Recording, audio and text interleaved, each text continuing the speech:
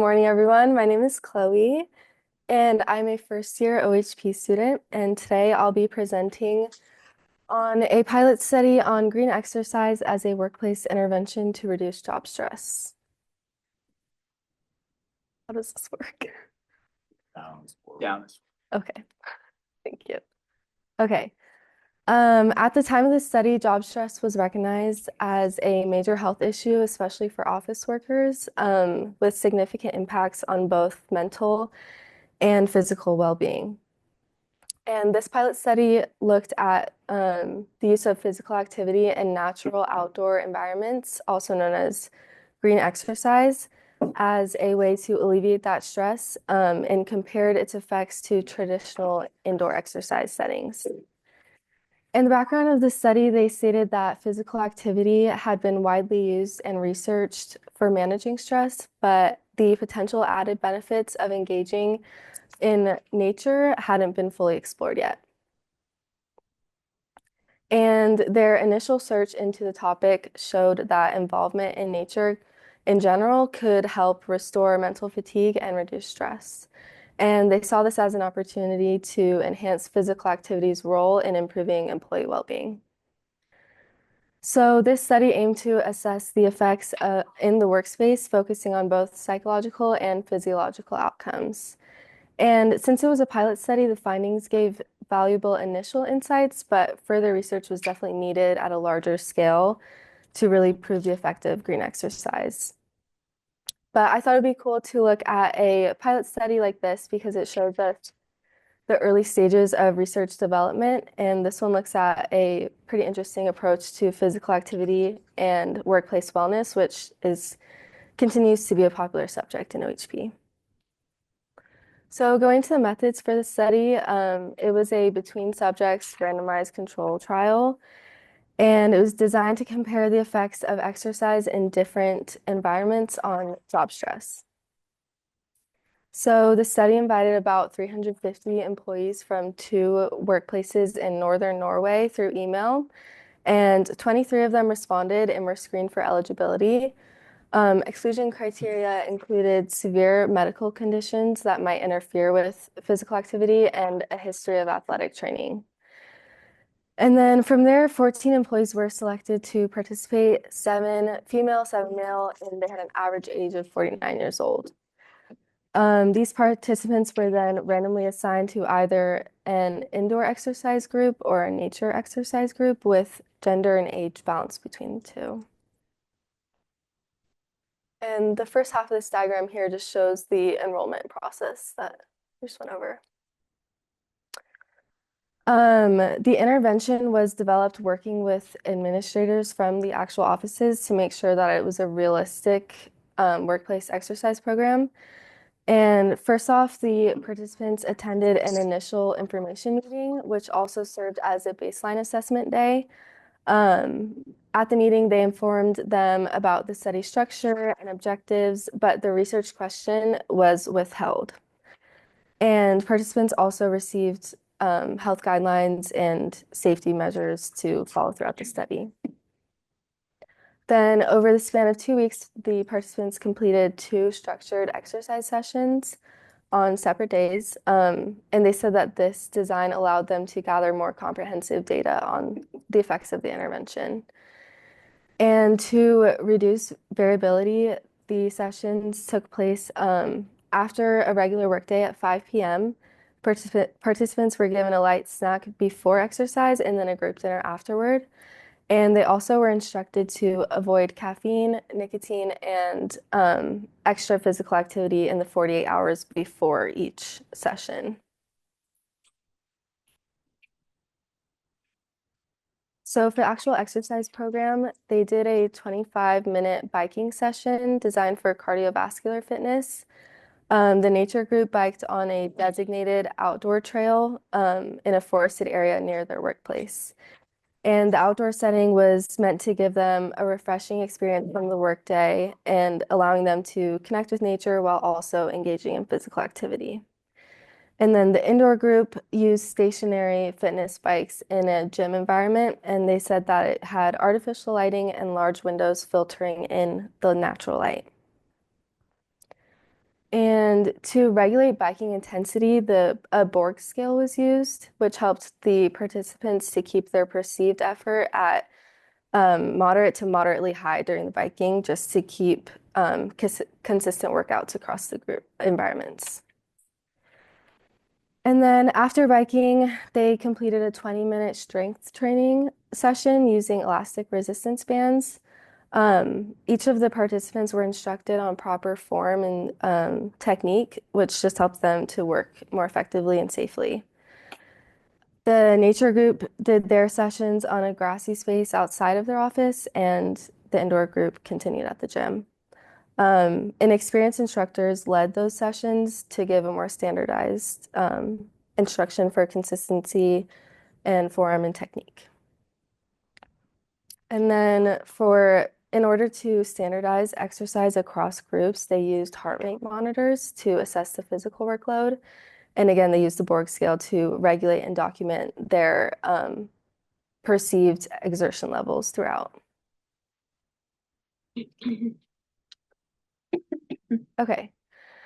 Going into the measurements used in the study, they used both subjective self-report scales and objective physiological measurements. The first self-report scale is the physical activity affective scale.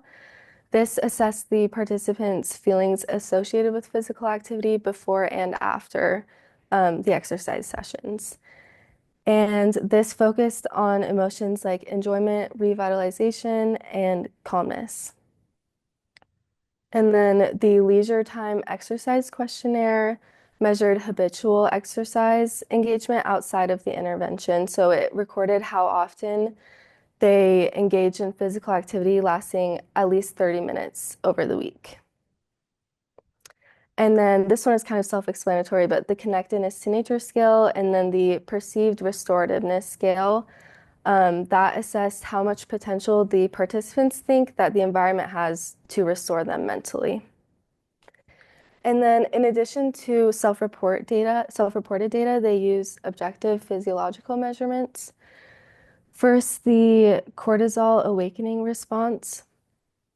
So salivary samples were collected to measure cortisol levels so that researchers could assess changes in stress responses over the time of the study. And to the author's knowledge, they were the first to use this measurement looking at green exercise. And then they also use blood pressure and heart rate monitoring to add to their assessment of the physiological responses to the exercise intervention. Okay, so looking at data collection and kind of just the procedure as a whole, before the intervention, at the preliminary measurements, participants completed these initial questionnaires, the connectedness to nature scale, the physical activity affective scale, and the leisure time exercise questionnaire. And they also completed questions about their socio-demographic information. And then they also did a fitness testing to assess their baseline physical conditions. And then before and after each exercise session, the physical activity affective scale was administered to reflect their immediate emotional responses to the workouts. The perceived restorativeness scale was administered after each exercise, and then blood pressure and salivates for cortisol awakening response were collected the morning after each exercise to see if the intervention influenced the daily rhythm of cortisol levels. And then these two follow-up questionnaires were sent out through email 2 and 10 weeks post-intervention to look at the sustainability of any changes from the intervention. Okay, moving on to the statistics. They use a preliminary analysis to check for normal distribution and outliers. And outliers were addressed based on their potential bias on the study. T-tests were used to identify any significant differences between the groups prior to the intervention. And then a linear mixed effects model was applied to analyze the effects of the environmental conditions, so indoor versus outdoor, on the various measures that they used. And this was all done on SPSS version 20. Okay. For results, there were no significant differences found between the indoor and nature exercise groups in demographic and physical characteristics.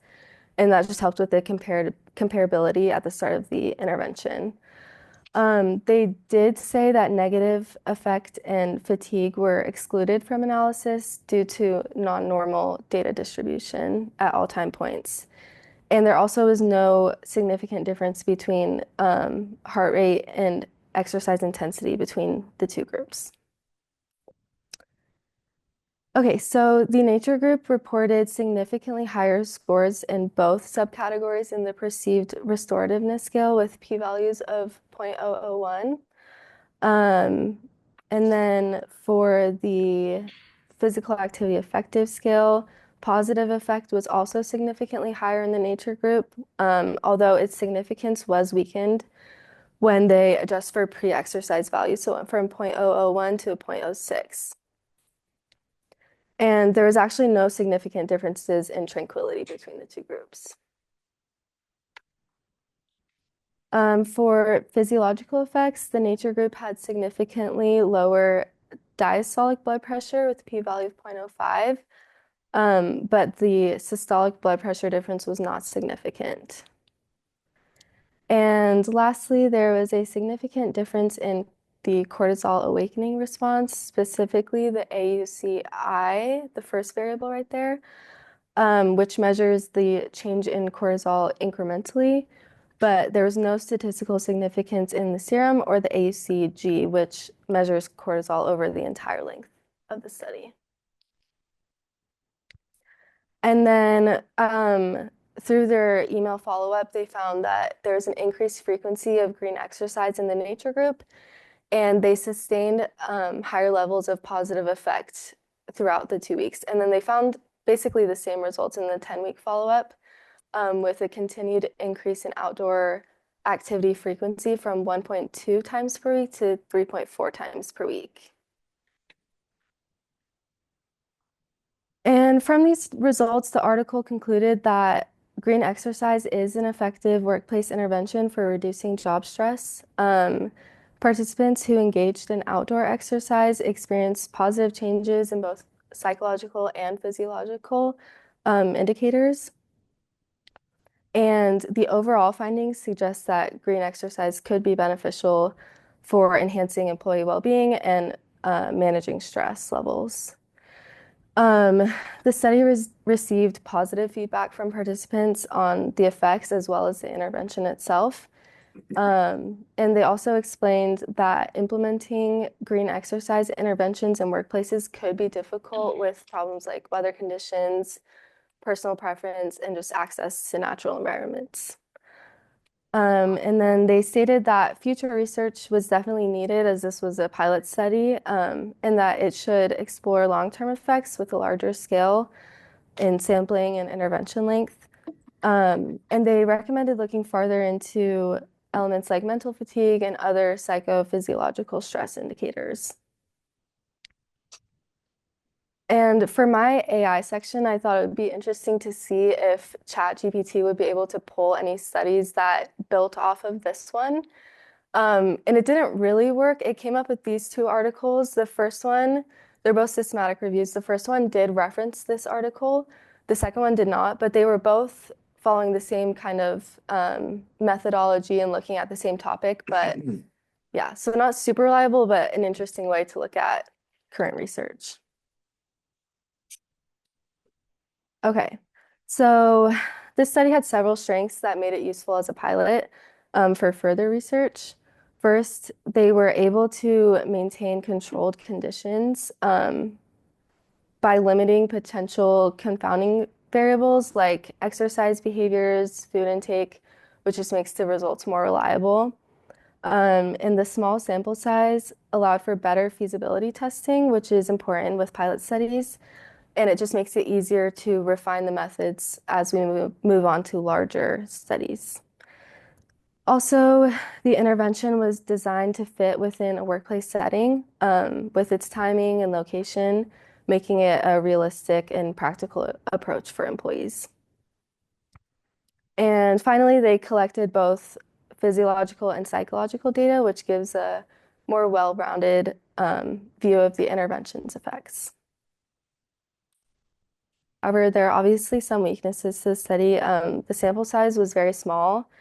Pilot studies do generally have smaller sample sizes, but I think it's still on the lower side of recommended sample sizes, even for a pilot. And this can just limit the generalizability of the results. And also, the follow-up period was pretty short with only 2 follow-up sessions over 10 weeks.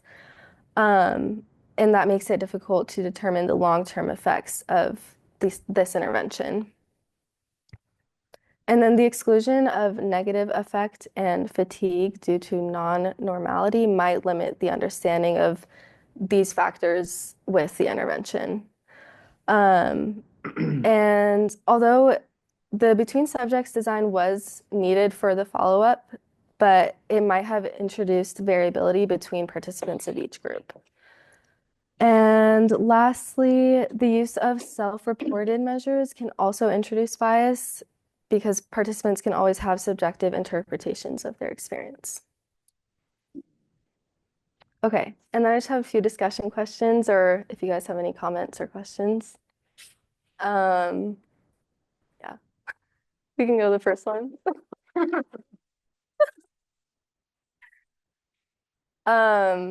So yeah, how well do you guys think that these tools measured the mental and physical effects of green exercise? Or are there any other effects that you think they should have included or measures that you think would have been important to get a better picture of the effects of the intervention? Maybe ask you a question about that one. Do Mhm. you think their measures of work stressors and stress were adequate? I think that the physiological ones were covered a good amount of ground, but I think that there could have been more subjective questionnaires put out about stress because it was more about like the environment and the physical activity, but less about job stress.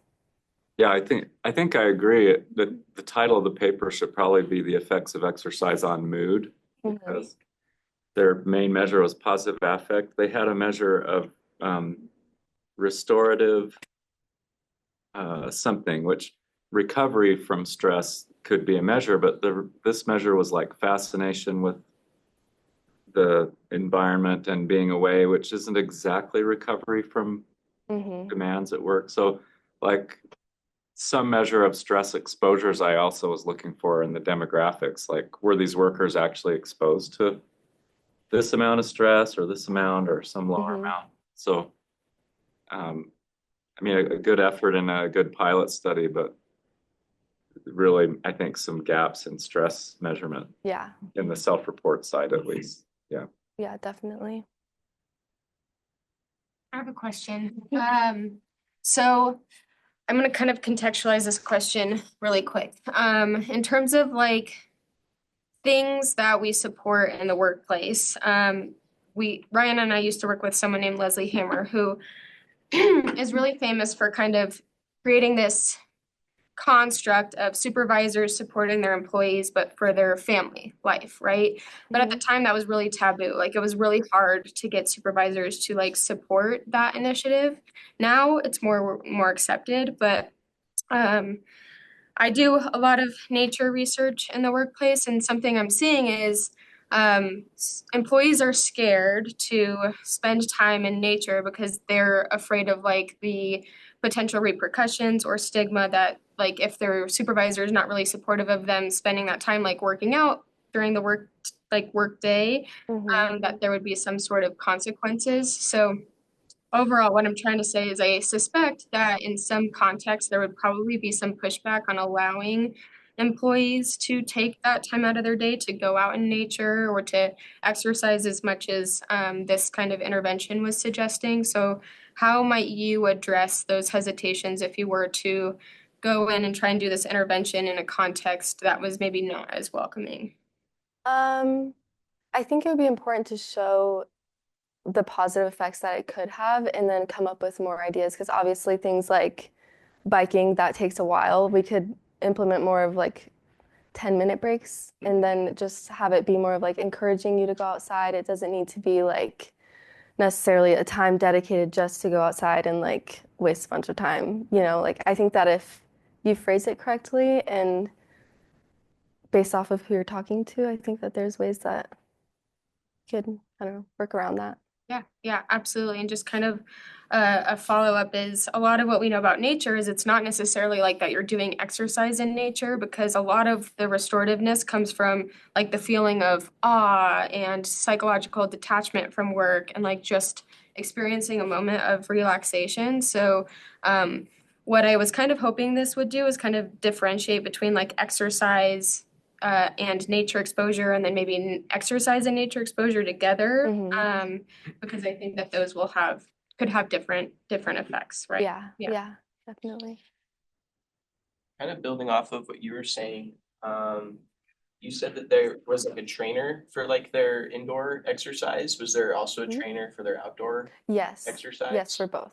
So kind of like comparing between those two, I'd have to imagine that like the trainer might have them do like, I don't know, different things within maybe like the gym.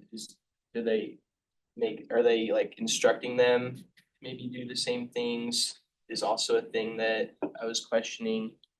Because like your trainer can just stand next to the stationary bike and talk to you for like the 25 minutes. Hmm. But are they with that person, like going through like their trail ride the entire time too? Yeah. That might have an effect on their like exercise versus like the awe of being in nature. Yeah, that's true. That's a good point. I know that it was like the instructors for the resistance, like the strength training, they had standardized instructions. And then for the biking, it was more of like a personal thing. You were supposed to keep it from moderate to moderately high exertion. But yeah, that's a good point. Yeah, I'll answer your first question also. Sorry, this is like my topic, so I'm probably over talking, but great.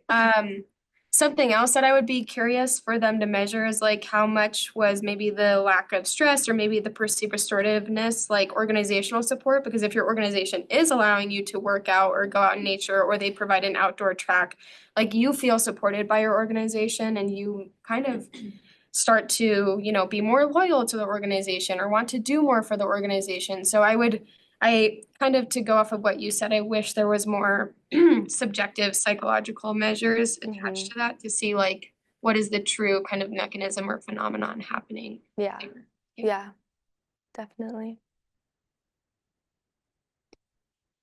Yes. Question from the Zoom.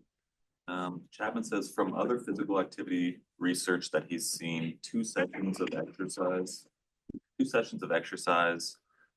could relate to inadequate. 2 sessions of exercise could to other concerns of inadequate methodology. As this seems too short to be considered an effective intervention. Mm-hmm. I would agree, definitely. I think that it's a good place to build off of, and like we can see if it works to have one a week or however they did it, but it definitely needs to be longer to call it an effective intervention.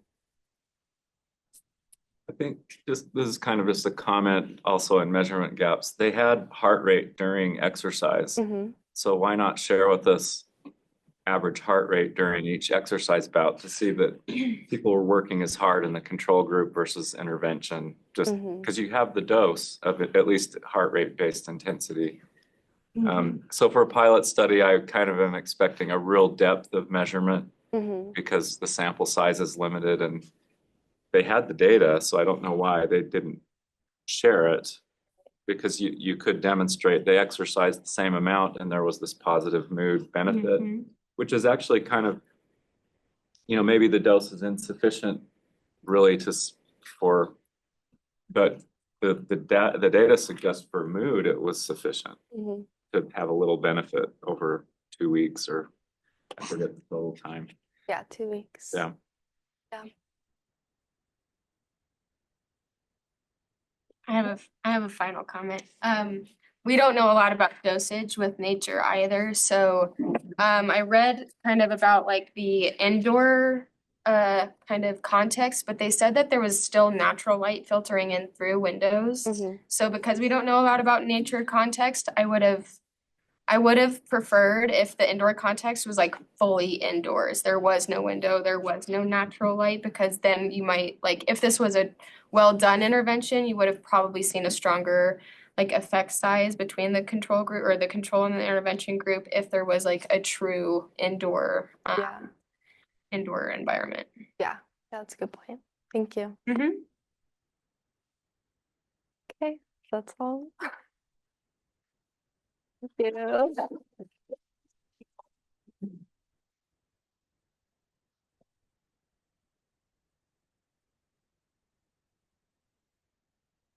So, it shouldn't be decreasing in the first 30 minutes.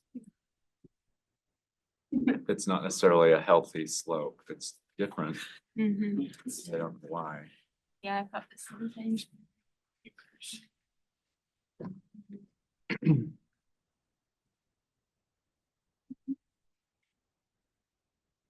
But they just like threw out the two, and then I did the 2 or 3 distributed Mhm. measures. I'm just like, you can do better. Like, just- Well, they didn't analyze them at all? Yeah, they just didn't do any.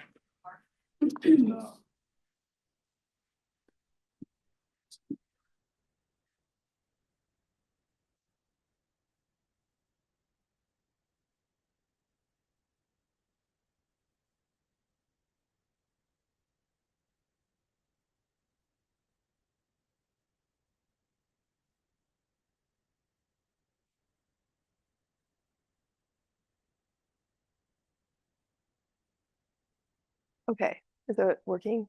Yeah. Great. Okay, my name is Maya Biggs, and I am a first year OIPRT student.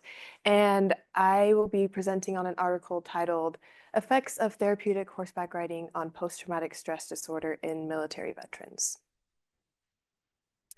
Okay, so just some reasoning why I chose this article. I actually grew up riding horses, and so I was around them every day for about 10 years.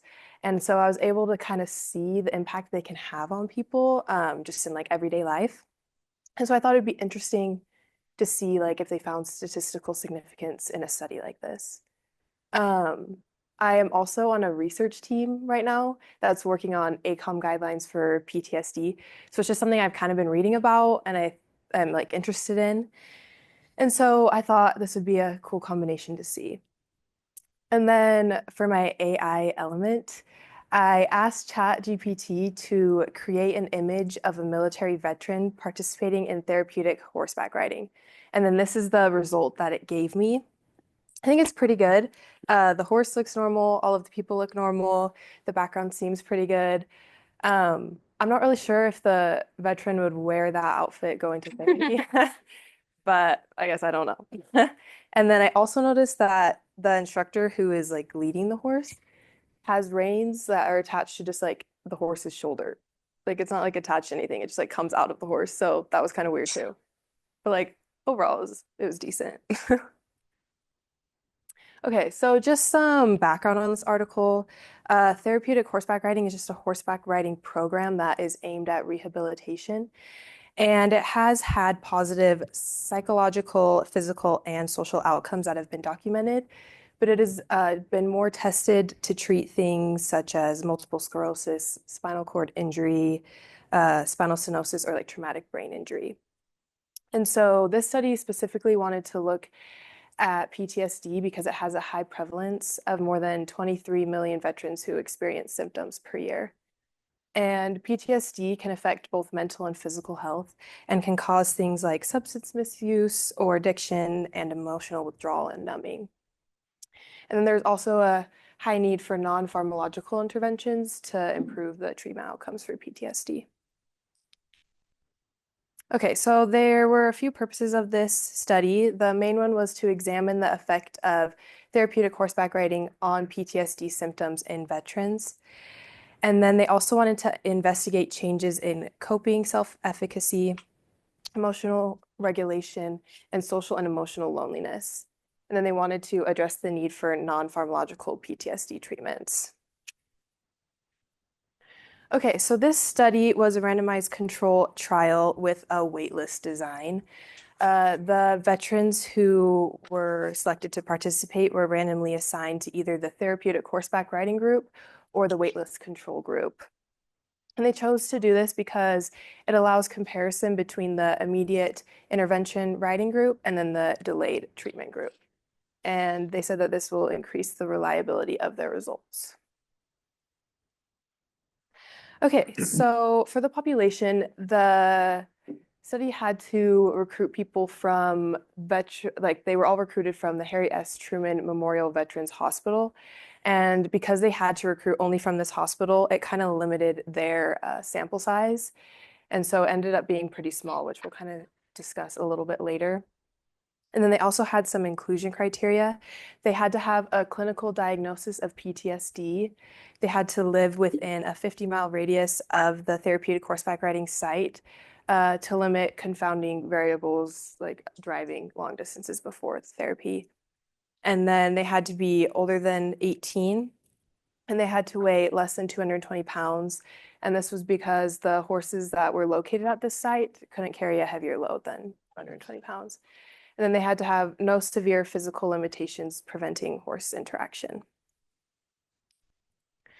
Okay, so they assessed 57 veterans, and then 19 of them did not meet that inclusion criteria.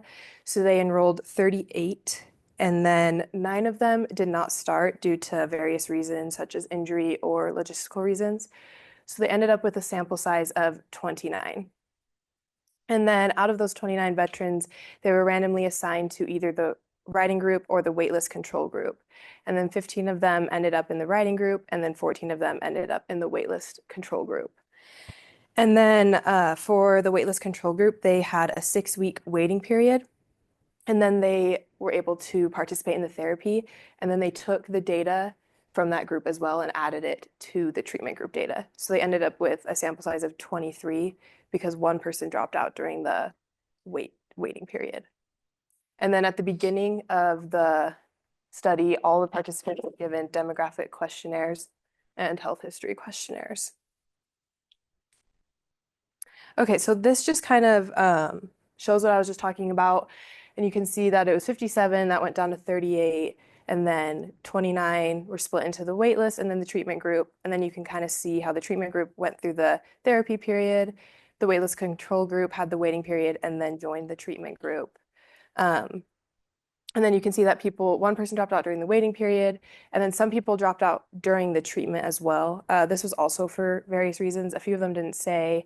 Some of them moved away. One that I actually found kind of interesting was one of the veterans didn't continue the study after one class because she thought that the horse she was assigned didn't like her. So she dropped out, but the study or like the people running the study didn't see any negative behavior, and the horse was was assigned to a different veteran later, and it was completely fine. So that was kind of interesting. But they ended up having only 19 participants at week 6. Okay, so for the procedure, the THR classes were held at a Professional Association of Therapeutic Horsemanship Riding Center study site. And then they had occupational therapists there to assess each participant's need and to ensure safety. And then the occupational therapists decided which horse each veteran should ride. So they were assigned a horse, and then those veterans rode the exact same horse throughout the whole entire study. And then the participants went to the classes once per week for 6 weeks. And then each of these classes were conducted by a PATH certified riding instructor. And then each participant had a volunteer who led their horse during the riding, just to ensure safety. And then at the beginning of the treatment, they also had 2 extra volunteers that they called sidewalkers. And this just means that there were 2 people walking on either side of the horse to make sure the veteran was safe and to help with balance if needed. And those sidewalkers were instructed to not initiate conversation with the veterans to try and limit the potential confounder of having less PTSD symptoms from talking to people instead of just interacting with the horses. And then the veterans were also able to fire their sidewalkers if they wanted to at the 3-week mark, if the instructor deemed their progress like sufficient and that they wanted to do that. Okay, so during the THR sessions, the veterans learned basic horsemanship skills and completed tasks on horseback. So this included like a few elements. First was welcome to the barn, then grooming and safety, mounting, and then they had a lesson which consisted of warm-up exercises, riding exercises, and a cool down. And then they ended with the dismount and closure element. And then throughout the progress of the study, the time for each element decreased or increased depending on what was needed. So they started with 10 minutes, welcome to the barn, 25 minutes, grooming and safety, 10 minutes for mounting. Lesson was only 10 minutes, and then the dismount and closure was 10 minutes. And then they ended with welcome to the barn, 5 minutes, and then grooming and safety went down to 10 minutes. Mounting stayed the same, lesson increased to 30 minutes, and then the dismount and closure was 10 minutes. Okay, so for data collection, they gave them a few different questionnaires depending on what they wanted to collect. For PTSD severity, they gave them the PTSD checklist military version. To assess coping skills, they gave them the coping self-efficacy scale. To assess emotional regulation changes, they gave them difficulties in emotional regulation scale. And then to assess the social connection and loneliness, they gave them social and emotional loneliness scale. And each of these questionnaires were given at the baseline. So when they started the treatment, 3 weeks, so about halfway through, and then at the end of the 6 weeks. And then they analyzed this data that they collected through the SPSS software version 24. And then they did ANOVA testing, and they determined a p-value of 0.05 for significance. Okay, and then this is just a chart from the study that you can kind of see when things were collected. So the demographic and health history questionnaires were given at baseline for both the waitlist control group and the riding group. And then all the different questionnaires were given at baseline, week 3, week 6. And then when the waiting group joined the riding group, they gave them again at week 3 and week 6. And then they also had them complete a riding diary, but they didn't really state any results from the riding diary. But they completed this weekly after each riding session. Okay, so the results that they found from this study was that veterans had a statistically significant decrease in their PTSD symptoms. They found that 78% of the veterans reported a decrease in symptoms from the baseline to week 3. And then they found that 94.74% of veterans reported a decline from week 3 to week 6. And then that was the only thing that they found statistically significant. The rest of these had trends that they noticed, but they weren't statistically significant. So they noticed that they had an increase in coping self-efficacy, and this trended in the predicted direction. And then they also found that they improved their emotional regulation, which trended in the predicted direction. But then there was also an increase in social and emotional loneliness that they found, which was like opposite of the predicted direction. And then this is just the results table that they provided. You can see the mean scores of each of the questionnaires that they were given at each timeline. And then you can see that the asterisk is only on the PTSD symptoms for week 3 and week 6 in the writing group data, which indicates statistical significance. And then the rest of them are just like the mean trends that you can see here I just discussed. Okay, they also found that the THR had lasting effects no matter the length of time participating. So if an individual participated at all and then they took the questionnaire at 6 weeks, they still had a decrease in PTSD symptoms, even though they didn't participate throughout the full 6 weeks. And then they found overall that participants had an 81.8% likelihood of improvement in PTSD levels. And then they had a 66.7% likelihood of having lower PTSD levels at 3 weeks, and then an 87.5% likelihood of decrease at 6 weeks. Okay, so there were some strengths to this study. It was a randomized control design, which helps create strong internal validity. And then they use standardized PTSD assessment tools. And so that creates validity in their study.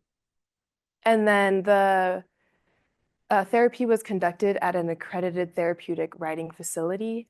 And then this also demonstrates real world applicability for therapeutic horseback riding in PTSD treatment. There were some limitations to the study as well. There was a very small sample size, so this limits the generalizability of the study and the power of their findings.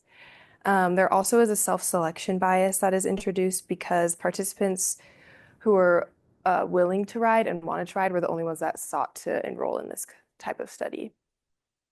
And then they lacked a longitudinal follow-up, so there was no results, or they weren't able to see if there were sustained benefits of lower PTSD levels past the ending point of the study. And then the therapeutic horseback riding specific therapeutic components weren't isolated, so they didn't know which aspect of the therapy specifically helped reduce the PTSD symptoms. Okay, so this study found that THR may reduce PTSD symptoms, enhance coping self-efficacy, and enhance emotional regulation. And then the results support expanding or integrating THR into other therapeutic strategies to help create a holistic approach and improve therapy for veterans. And then they also highlighted the importance of the entire therapeutic horseback riding experience as a whole. Okay, and then for future research, they suggested that future studies are conducted at a larger and multi-site place so they can have a broader applicability. And then they suggested investigating long-term effects on therapeutic horseback riding on PTSD symptoms, so having a longitudinal follow-up. And then possibly determining which therapeutic horseback riding elements contribute most to the improvement of PTSD symptoms, and then possibly exploring policy frameworks for integrating therapeutic horseback riding into the veteran healthcare. And then these are some questions that I thought of that we can answer, or if you guys have any specific questions for me. That would be great.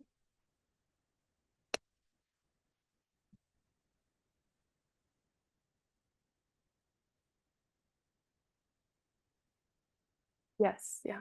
So equine therapy ranges anywhere from petting a horse to like living on the ranch and taking care of the horses, Mm-hmm.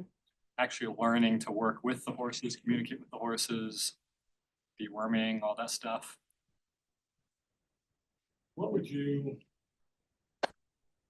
think that therapy with horses should look like?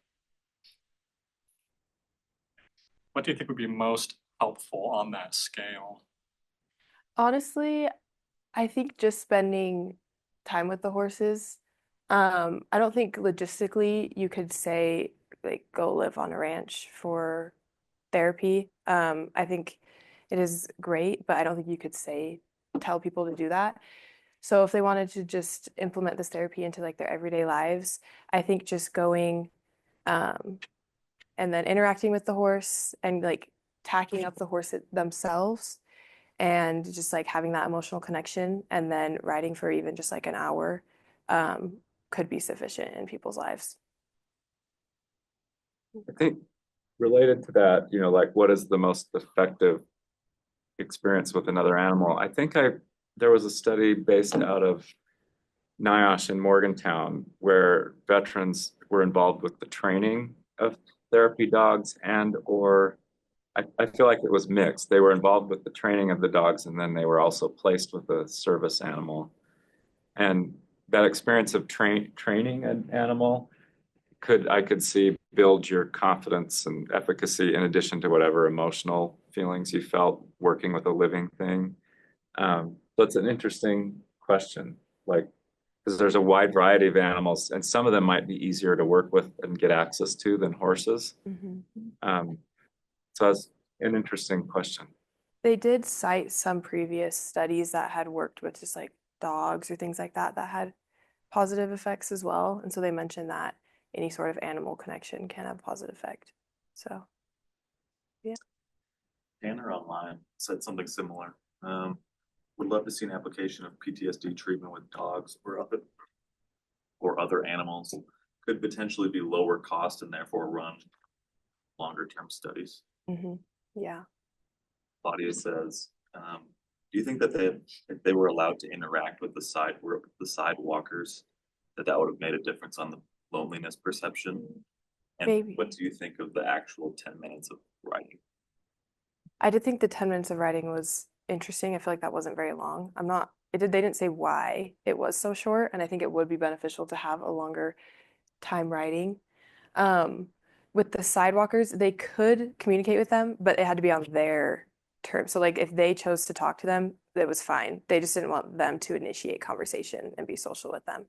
So, yes. Well, I'll throw a question out to everybody. So this is a randomized controlled wait list design.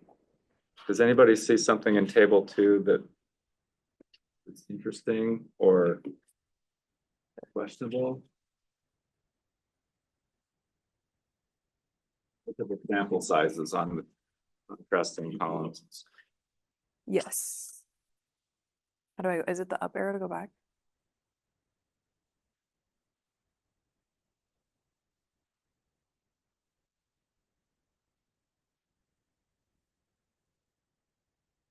So I don't know if others are, the sample size is double in the writing group. So they're mixing within group and between group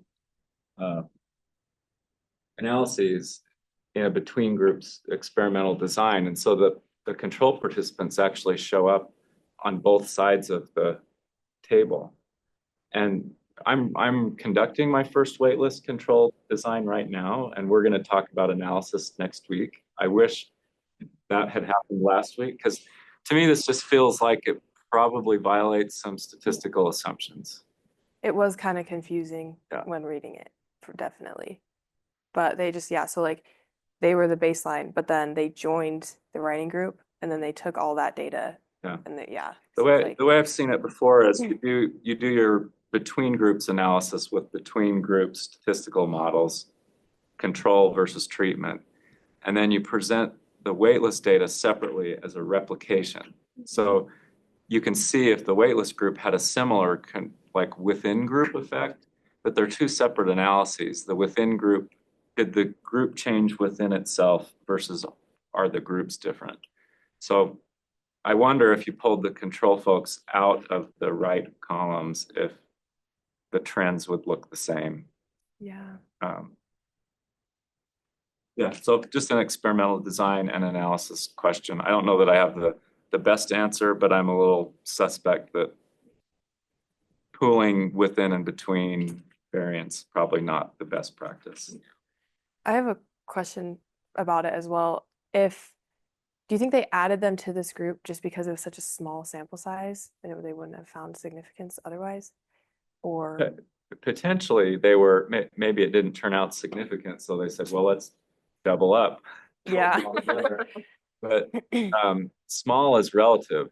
Right. Your sample size can be small and still sufficiently powerful if the intervention has a large effect. Right. So it's pretty impressive. I looked up the PTSD symptoms checklist, and a 10-point drop seems important, but I would want to see the control group alone without the waitlist folks pooled in there.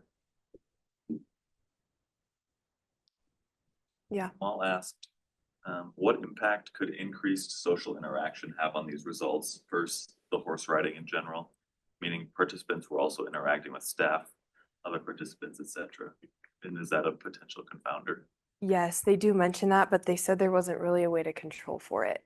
So they said they weren't sure what the results were coming from, but they didn't have a way to control. That was the only reason they said the volunteers don't interact with the veterans on their own. The veterans have to initiate interaction to try and sort of control that, but they didn't say like don't talk to them at all. They still did interact. So it could have been a whole group thing. They had like the journal entries. They didn't like say any results from them, but at the very end of the study, they had a few like quotes, and someone was like, "Oh, I made a lot of friends, and I liked the group interaction." And then some person specifically said like, "Oh, they enjoyed spending time with like the horse that they got." So probably a mix. And so, but I don't know how to control for that. Mm-hmm.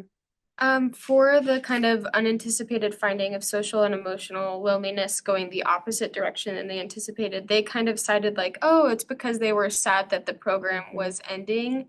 Do you, in my mind, like if I was doing an intervention, I would be providing resources that for them to still access this after the fact so that it didn't just feel like we were, giving them something helpful and then removing their access to it. So do you have like any other ideas why that might have happened, or did you read anything that like said that they gave them access to horses afterwards, after the kind of data collection period was over? I'd have to check. I don't think that they did. I think this trial just ended and then they were done. I'm sure they could, but it probably would cost them money Yeah. themselves to Yeah. participate in that.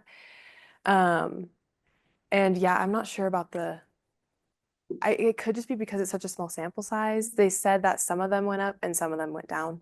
So these are just like the mean scores. Yeah. But yeah, I'm not sure why they would have gone up. That was interesting to me. Thank you.